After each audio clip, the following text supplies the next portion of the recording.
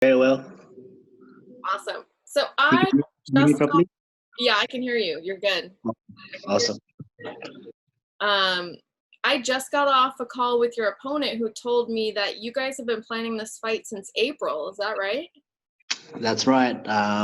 It's been a long time coming now. We were meant to fight back on April 17th, but then COVID came. Like it was literally like 2 weeks, and everything started to become a pandemic, and everyone started stressing and shutting down the borders and all that. And I was like, man, I'm 2 weeks out from a bout, and yeah, it is what it is. Rest is history. So was it because you couldn't leave the country, or was it that all of the fights got shut down? Because I can't remember the timeline of when things started getting shut down.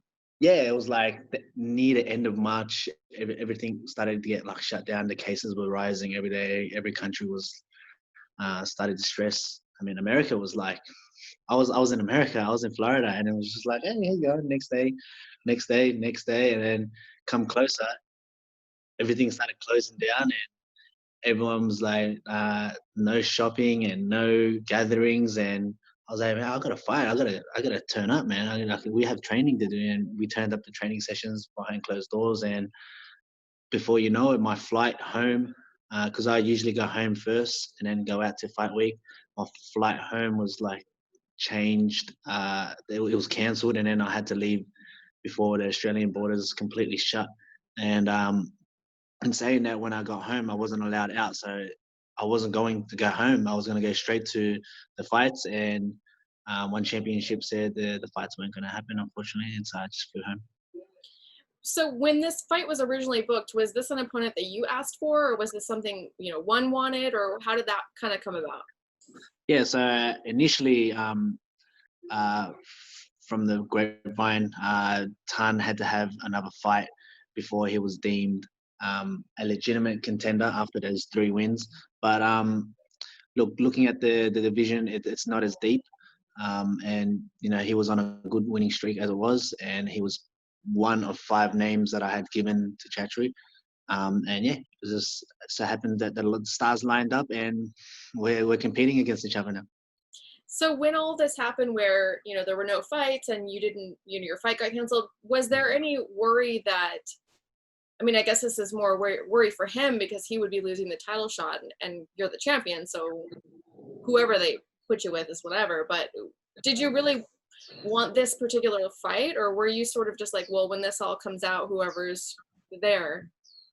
Nah, I always said it. I signed the contract, and I know he signed the contract, and the bout was ready to be announced. And I was deemed unfulfilling that contract, so I was not going to fight anyone else but Tan Lee until when borders opened up, or when one championship started going off again. So my mind and my body and everything had been set for Tan Lee, and I wasn't going to change that. And were you able to continue with training as as you were in quarantine, or what did you have to change?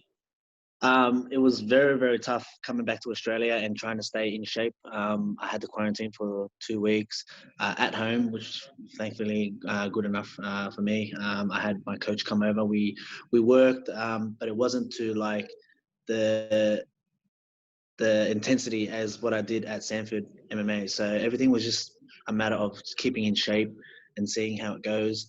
And then thankfully enough, the Australian restrictions started to lift from stages onto the next stage, and the gym started opening up, and we were able to get a pre-camp in.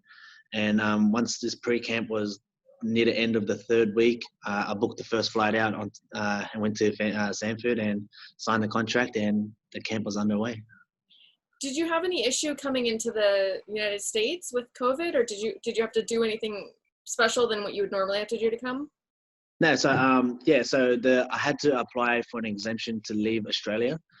Anyone could apply for this exemption, but you'd have to have sufficient evidence as to why you're leaving. And for me, I had a bout contract, and I also had politician support to say that I was a professional athlete. I am a world champion, representing Australia and Vietnam, and I am going out for work. I mean, the Australian government is very good. They started looking after the people who got let off through work, and everyone was jumping on welfare because it was just easy enough to live past this COVID through welfare. Um, and thankfully enough for me, I was just like, I need to work. This is my work. This is my full-time job. This is how I provide for my family. And I need to leave the country to defend this title. And surely enough, I had the politician support. I had the government support. And I know that Rob Whittaker and Alex Volkanovski were able to leave the country to defend and fight for their titles and fights. And sure enough, I was one of the higher level athletes that were able to leave the country.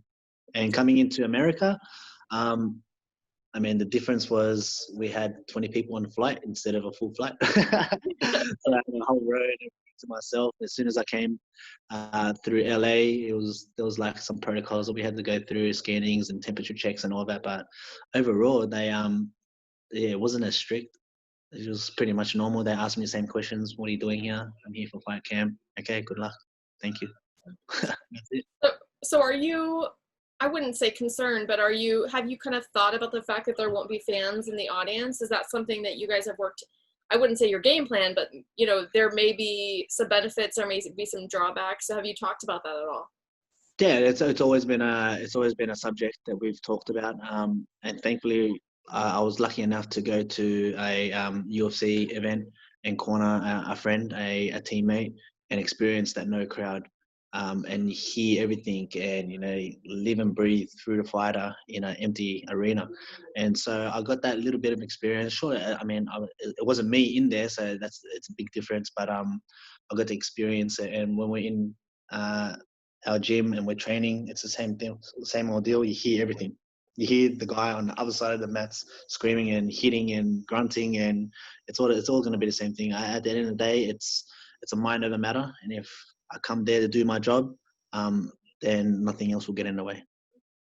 And what is it about your opponent that interests you? What about his fight style? Can you just talk to me a little bit about him? Sure, he's an exciting fighter. He earned his title shot. I say this in every single interview. I don't put anyone higher than anyone in this featherweight division. Everyone is ranked the same and at the highest priority. And whoever I sign the contract against, it's my most dangerous opponent, regardless throughout my whole career. And Tane, he's earned his shot, and it's going to be an exciting fight. I spoke to Chaudhry last week, and he said that if not for the pandemic, they may have already had their first fight in the United States. I'm wondering if that's a goal of yours, to fight for one championship, but in the United States. I'll fight anywhere they go, to be honest. I'm not too fast. I mean, I've had roughly about 10 bouts, 10 or so bouts, 12 bouts underneath one championship now. And I'm thankful enough to be able to travel the world and, go to different type of places and, live this MMA full-time fighting dream. So wherever the case of the event may be, I'm happy to support it. And if I'm on the event, then even better. How do you see your bout ending? Do you have a prediction for us? I don't like to call predictions because, if it doesn't happen, then, you just made yourself look like an idiot. But for me, I'm just going to throw hands and see how it goes from there. Awesome. And my last question, hope it's a fun one. Your bout is right before Halloween. Do you have a Halloween costume planned? For me, Halloween costume. Actually, I won't be able to celebrate Halloween. As soon as I come back into Australia, I got to quarantine for 2 weeks, so I get to miss Halloween with the kids there. But the main thing I'm going to miss is the lollies that I get to eat. So I'm going to have like 2-week-old lollies, but it is what for you. What are your kids going to be? Do you know?